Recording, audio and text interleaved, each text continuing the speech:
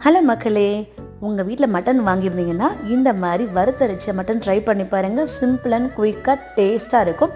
ஒரு கடாயில் அதில் எண்ணெய் காய்ஞ்சதுக்கப்புறமா வரமல்லி, மிளகு, சீரகம், சோம்பு, கசகசா, சின்ன வெங்காயம், கருவேப்பிலை நிறையா போட்டுக்கோங்க.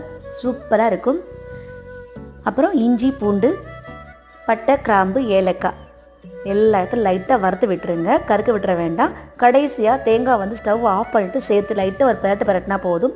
இதை உடனே அரைச்சிடாமல் ஆற வச்சு அரைச்சி எடுத்துக்கோங்க. திரும்ப ஒரு குக்கில் எண்ணெய் காய்ஞ்சதுக்கப்புறமா வெங்காயம், தக்காளி, காஷ்மீரி சில்லி பவுடர், உப்பு, வாஷ் பண்ணி எடுத்த மட்டன் சேர்த்துக்கோங்க.